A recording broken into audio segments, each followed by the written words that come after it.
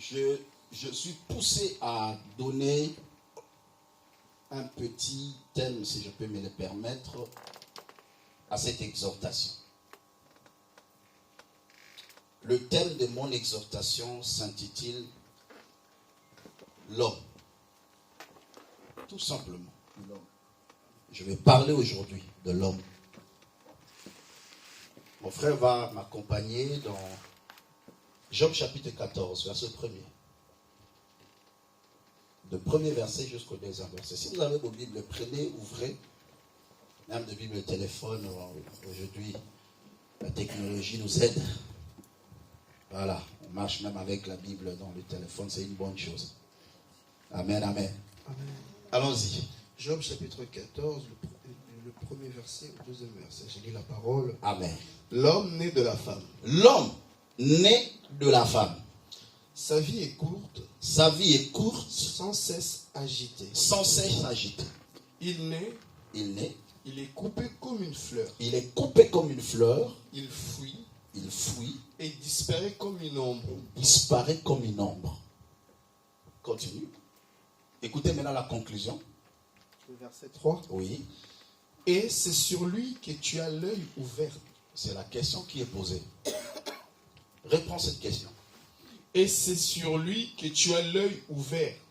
On nous donne les caractéristiques de l'homme né de la femme.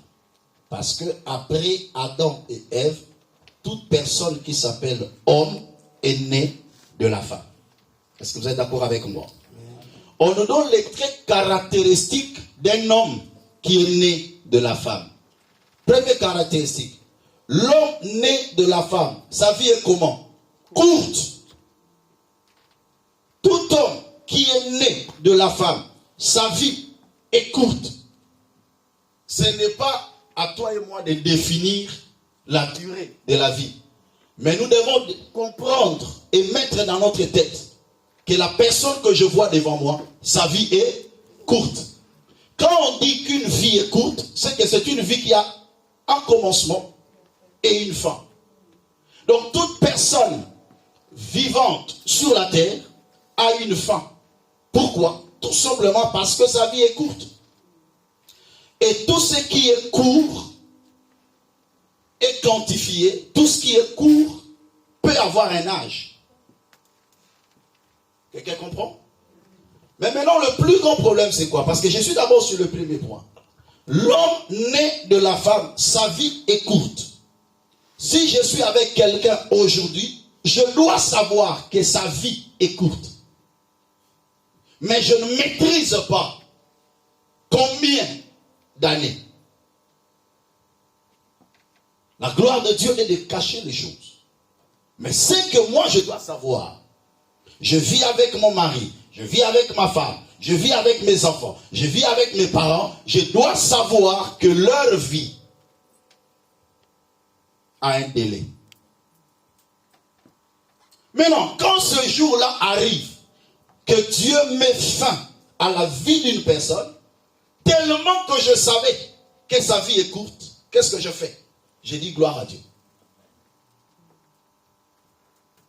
On est d'accord? Là, c'est par rapport à autrui.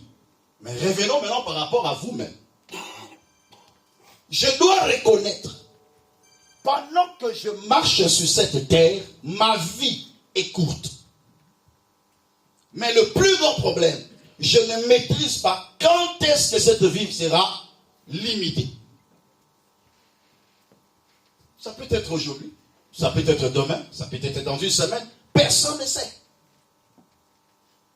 Deuxième élément, l'homme né de la femme, on dit, premièrement, sa vie est courte. Deuxièmement, sans cesse agité.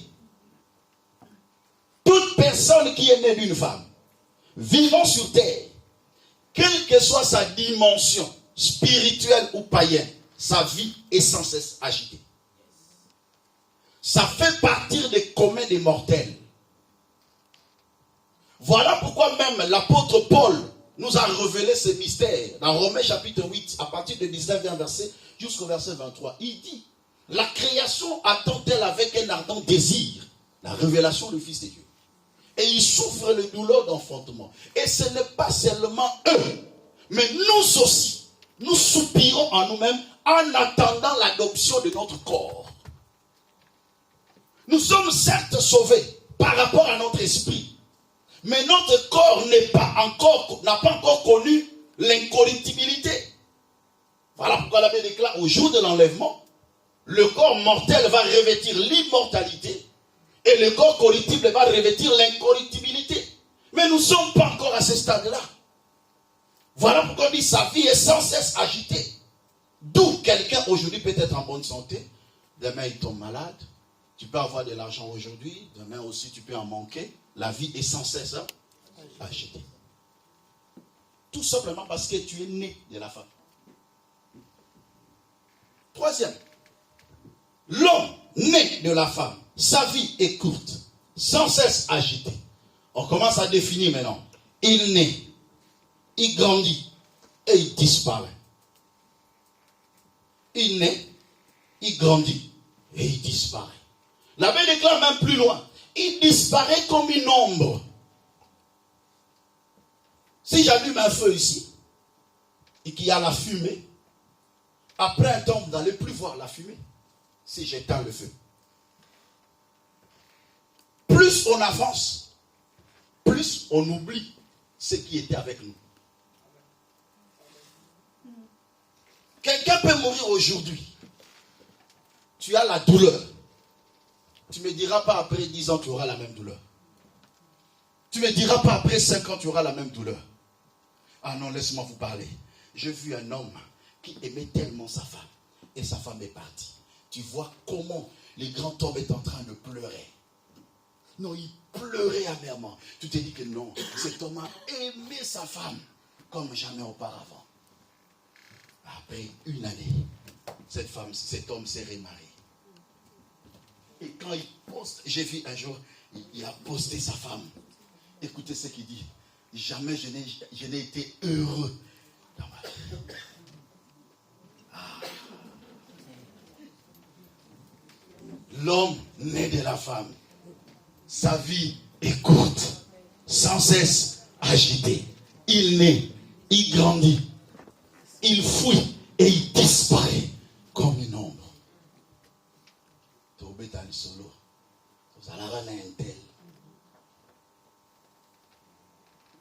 Mais maintenant, Job est en train de conclure en disant, c'est sur lui que tu as l'œil ouvert. Likolo na mutaboye ne yo tira motema. Likolo na mutaboye ne yo komi boma. Muto fi na ye za mukuse. Muto fi na ye ningana na ngori nyos. Voilà pourquoi il est écrit, maudit soit celui qui se confie dans l'homme. Il est semblable à un misérable dans un désert. Il ne voit jamais venir le bonheur. Béni soit celui qui se confie dans l'Éternel. Il est semblable à un arbre planté près des eaux, qui tire ses racines vers le courant. Même au temps de la sécheresse, il n'a pas peur, car ses feuillages restent toujours verts. L'homme né de la femme, sa vie est courte. Je retourne encore là-bas. Sa vie est courte. Mais le plus grand problème, il y a une question. Il y a quoi? Une question. Essayez un peu de voir. 2 Samuel chapitre 19, verset 34. L'homme né de la femme. Mais si je dois reconnaître que je suis né d'une femme et que ma vie est courte, que ma vie est sans cesse agitée, comment je dois me comporter par rapport à cette connaissance? Allez-y. 2 Samuel 19, le verset 34. Mais Barzillai répondit au roi. Mais Barzillai répond au roi. Combien d'années vivrai-je encore? Je voudrais que tu commences au verset 33. On va voir comment il a reçu une invitation. Le verset 33. Allez-y. Le roi dit à Barzillai. Le roi dit à Barzillai. Viens avec moi. Viens avec moi. Je te nourrirai chez moi à Jérusalem. Je te nourrirai chez moi à Jérusalem. Continuez. Mais Barzillai répond répond au roi. Combien d'années vivrai-je encore? combien d'années vivrai-je encore? Pour que je monte avec le roi à Jérusalem. Pour que je monte avec le roi à Jérusalem. Combien d'années vivrai-je encore? Barzillai, c'était une personne qui était haut placée et qui avait aidé le roi David pendant le moment difficile de sa vie. Et quand le roi David est devenu roi, il s'est dit, je dois inviter quand même cet homme qui était d'un grand support pour moi, pour qu'on puisse festoyer ensemble. Il appelle Barzillai, il lui donne une invitation. Mais Barzillai, il répond au roi, il dit, mais combien d'années vivrai-je encore? Pour que je monte vers le roi, pour que je me réjouisse. Mais combien d'années? En ce temps-là, il avait 85 ans.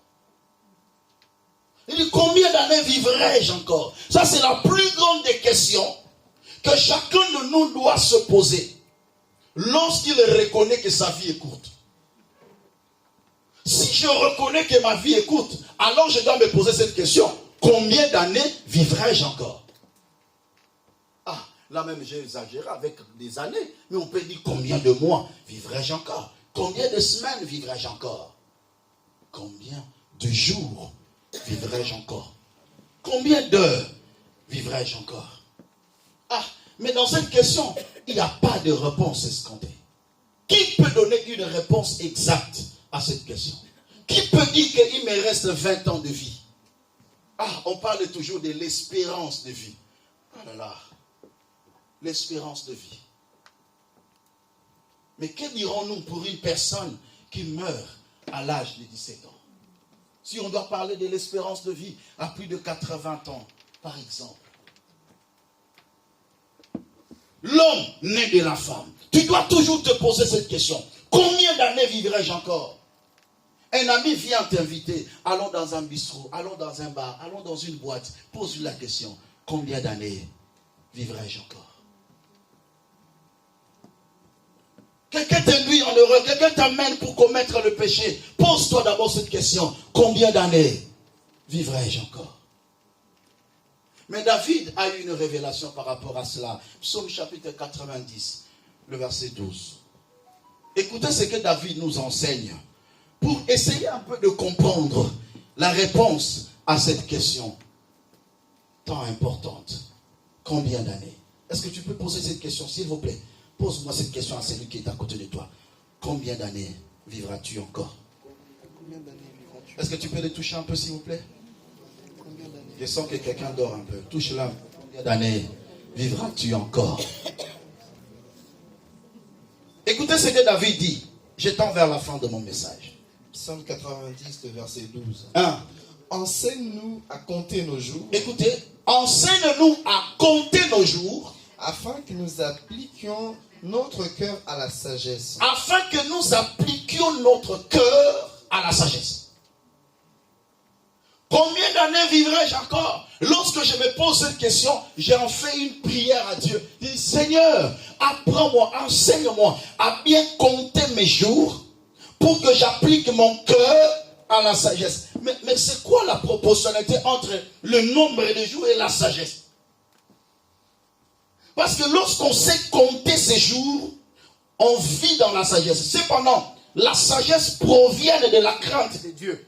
Parce qu'il est écrit la crainte de Dieu est le commencement de la sagesse. C'est-à-dire, si je sais compter mes jours, je vais craindre Dieu.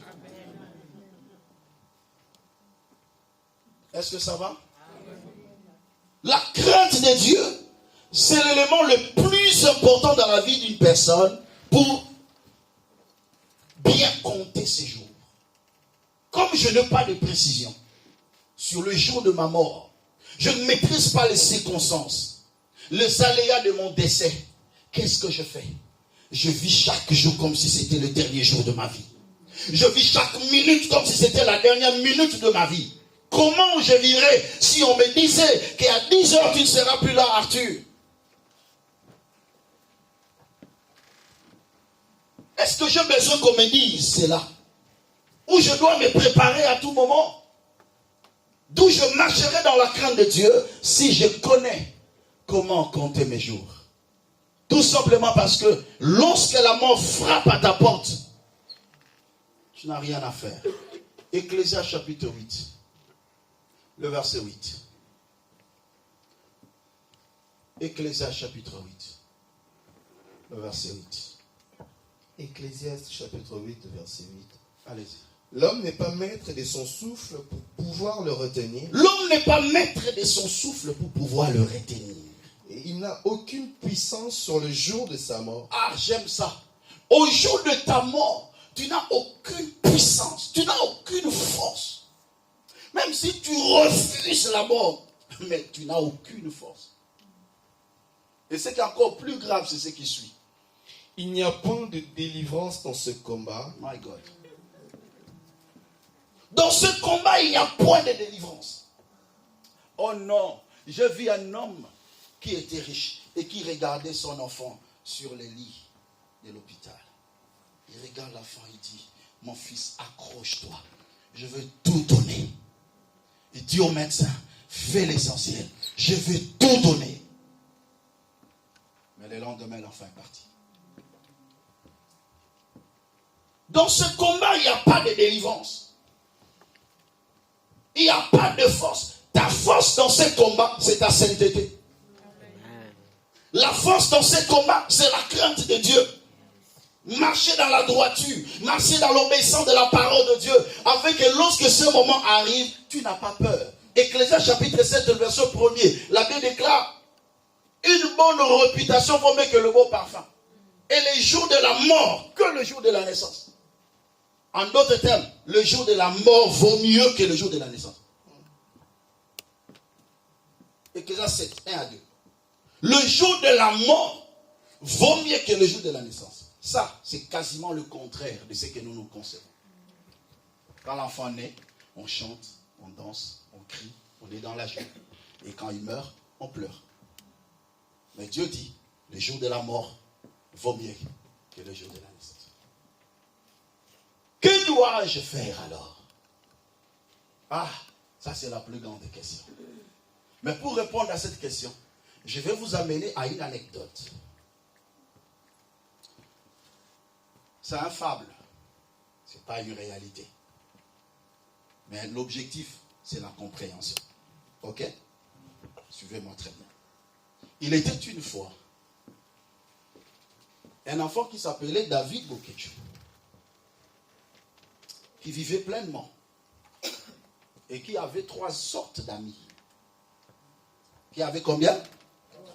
3 sortes d'amis. Alors, dans sa marche, un jour il rentre à la maison, on lui dit, il y a une convocation pour toi ici, tu dois te présenter devant le juge. Il dit, mais qu'est-ce que moi je fais encore? Vous savez qu'il y a la différence entre l'invitation et la convocation. L'invitation a un caractère facultatif, mais la convocation est obligatoire. C'est-à-dire, si je reçois l'invitation, je peux partir ou pas. Mais quand c'est la convocation, je suis obligé de partir. Alors David dit, bon, j'ai mon premier ami. Il va chez son premier ami. Il dit, mon ami, regarde un peu, je viens de recevoir une convocation ici. Je dois me présenter devant le juge. Est-ce que tu peux m'accompagner? Son ami dit, toi devant le juge, je ne sais même pas ce que tu as fait. Est-ce que tu sais qu'il y a une infraction qui s'intitule l'association des malfaiteurs? Moi, je ne sais pas ce que tu as fait. Mais comment je peux t'accompagner? Si tu as commis un crime, et que moi aussi je suis là, mais tu ne vois pas qu'on va nous associer ensemble? Moi, je ne bouge pas. Tu peux aller seul. David est rentré très déçu. Il dit, bon, ça va, il me reste encore 2. Il va chez le deuxième ami. Le deuxième a dit, tu as reçu la convocation. Hein? Bon, c'est bon. Moi, je vais t'accompagner. Le deuxième ami l'accompagne. Arrivé devant l'entrée de la clôture, il dit, David, tu sais que je t'aime beaucoup. Mais dès que je suis arrivé ici, mon cœur bat. Je ne peux pas entrer à l'intérieur. En tout cas, j'étais accompagné au moins. Tu peux entrer seul. David dit, non, je ne peux pas rentrer quand même comme ça. J'ai peur moi aussi. Alors il va chercher le troisième ami. Le troisième ami lui dit, donnez-moi d'abord cette convocation. Il le prend. Il dit, viens, je t'accompagne. il le prend par la main. Ils entrent jusqu'à l'intérieur, devant le juge. Quand le juge voit son ami, le juge se dit, mais c'est lui que tu as amené là. Mais, ne baba, pire gagne. Muntu nangai, ne yo meniwa. Ah, bon, c'est la convocation, on a champ de bain. Juge a dit, bon, l'ensemble se suit. Pour l'année, il y a un muntu nangai. Baba, ndigo sepela, ba on misato. Maramba osamba elongwe ko maramba nini? Ya moi fête. C'est quoi l'interprétation de cette anecdote? David est là, il était avec nous et il est parti. Il a reçu une convocation, mais pas une invitation. La convocation, c'est la mort. Donc, c'est-à-dire, il n'a pas de position à faire, il doit partir. David s'est dit, bon, comme j'ai reçu la convocation, je dois partir. Mon premier ami, si vous vous souvenez, le premier ami n'a pas bougé. Il a dit, tu peux partir seul. Et le premier ami qu'il a sollicité, c'était son beau costume. Il dit, mon costume, est-ce que tu peux m'accompagner? Le costume dit, non, moi je reste là où je suis. S'il avait peut-être une parcelle, il pouvait dire, ma parcelle, est-ce que tu peux m'accompagner? La maison dit, tu sais que moi je ne bouge pas. Je reste là. Le premier ami, c'est l'image de tout ce que tu possèdes. Tes biens, tes bijoux, ton argent, ta voiture, tes vêtements font partie de la première catégorie de tes amis qui ne vont jamais t'accompagner. Voilà pourquoi il est écrit, que servirait un homme de gagner le monde s'il perdait son âme? Que donnerait un homme en échange de son âme? C'est-à-dire, qu'est-ce qu'on va te donner pour que toi tu donnes ton âme? Avec quoi tu peux échanger l'âme? Parce que le jour de ta mort, tout restera. Bon, quand tu as la voiture à Batunyonso, na ben on a lingala, kunde bembe, na français on a moi bien corbillard. Tu peux avoir ta belle voiture, mais on ne va pas te mettre là. Comment on va te mettre? On va chercher la voiture de tout le monde. Mais allez-y comprendre, combien de temps tu as eu à pécher pour les choses de ce monde que tu vas laisser un jour? Combien as-tu fait du mal aux autres pour le bien de ce monde? Combien as-tu fraudé pour avoir les choses de ce monde? Mais qui va rester, frère? Moi je me dis, il y a des présidents qui détruisent les nations pour s'enrichir.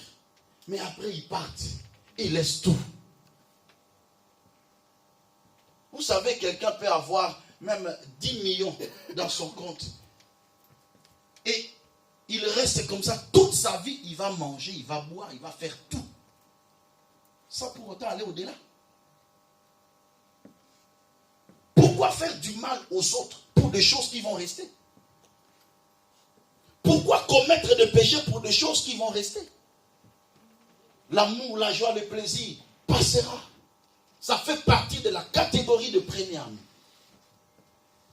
Deuxième ami dit, bon, moi je vais t'accompagner. Mais quand il arrive devant la porte, il dit, en tout cas, ici tu dois partir seul. Moi j'ai peur. C'est l'image de nous tous. Nous sommes la catégorie de deuxième ami de David. Nous aimerions bien l'accompagner. Mais quand nous allons arriver devant la tombe, on va dire, David, ici c'est pour toi seul. Nous on rentre à la maison. Ta femme le fera un jour. Ton mari aussi le fera un jour. Tes enfants le feront un jour. Tes parents le feront un jour. Ils vont t'accompagner. Mais quand tu arriveras là, ils vont te laisser. Et ils vont rentrer. Allez-y comprendre maintenant. Combien tu t'attaches à une personne. En telle enseigne que la personne te séduit. La personne t'amène dans le péché, dans le mal. Mais un jour, il va te laisser. J'ai vu une femme qui dormait avec son mari. à quelques minutes, au milieu de la nuit, il touche son mari. Froid. Oh, c'est quoi ça? Rien ne bouge. La femme s'est levée. La femme a crié. La femme a sursauté. On lui dit, mais c'est ton mari, non? Pourquoi tu as sursauté? Pour dire que tu as de la valeur à cause du souffle de Dieu qui est en toi. C'est ce qui te donne de la valeur. Et pour terminer, heureusement pour lui, il a appris à avoir un troisième ami. Et le troisième ami, c'est Jésus-Christ. Lui qui va t'accompagner partout. Il dit, je ne t'abandonnerai point. Je ne te délaisserai point. Il dit, mon père m'abandonnera. Ma mère m'abandonnera. Mais l'Éternel Dieu m'accueillera. L'Éternel Dieu ne m'abandonnera jamais. La Bible déclare, celui qui croit en moi ne sera point jugé. Alléluia. Si tu crois au Seigneur, tu ne seras point jugé. La Bible déclare dans Hébreux 9, 27, comme il est réservé aux hommes de mourir une seule fois, après quoi viendra le jugement. Mais lorsque la personne a donné sa vie à Christ, il ne sera point jugé. Tu ne seras point jugé. Et le moment est là pour que tu donnes ta vie à Jésus. Le moment est là pour que tu renouvelles ton engagement envers le Seigneur. Tu as compris? Tout le monde t'abandonnera. Tout le bien restera. Mais seul Christ te sauvera. Est-ce qu'on peut prier ensemble? Baissons nos têtes.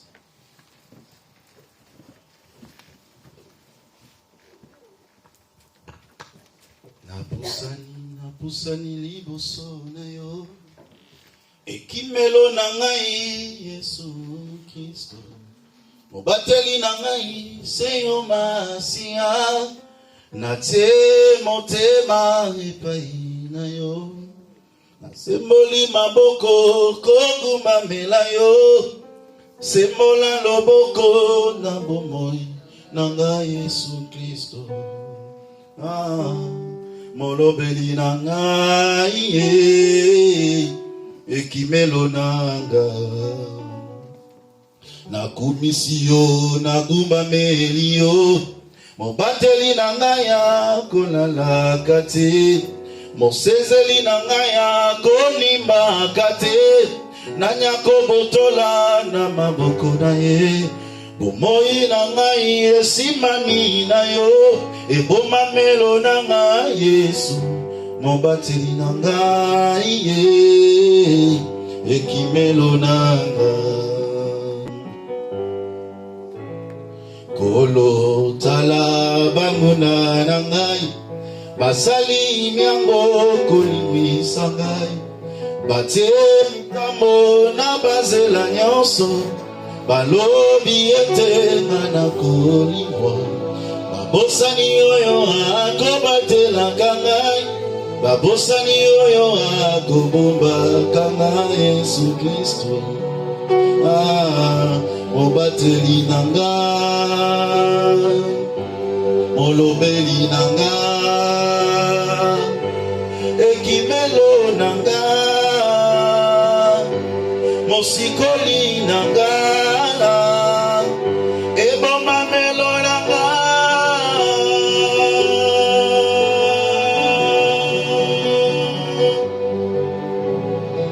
Fais cette prière après moi. Dis Seigneur Jésus-Christ, merci pour ta parole. Aujourd'hui j'ai compris que ma vie est précieuse devant toi Seigneur. Enseigne-moi à bien compter mes jours pour que je marche dans la crainte de Dieu, dans la sanctification. Aujourd'hui Père, je repends mon âme devant toi. Je te donne ma vie. Je reçois Jésus-Christ comme mon Seigneur, comme mon Sauveur, comme mon Dieu véritable. Je confesse de ma bouche le Seigneur Jésus-Christ. Et je crois dans mon cœur qu'il était mort pour mes péchés, ressuscité pour me justifier. Seigneur, Seigneur, efface mon nom efface mon nom dans le livre du péché dans le livre du et inscris mon nom inscris mon nom dans le livre de vie. le livre. Je déclare Je déclare et je confesse, et je confesse. je suis sauvé, Je suis sauvé. je suis enfant de Dieu, Je suis enfant de Dieu. je suis saint, Je suis saint. je marche dans la crainte de Dieu, Je marche dans la crainte. je marche dans l'obéissance Je marche dans de la parole de Dieu. de la parole. Saint-Esprit, Saint-Esprit, guide mes pas guide mes pas et conduis-moi et conduis-moi au nom de Jésus. au nom de Jésus. Laisse-moi prier pour vous, Seigneur. Je te rends multiples actions de grâce pour ces instants merveilleux que tu nous as accordés.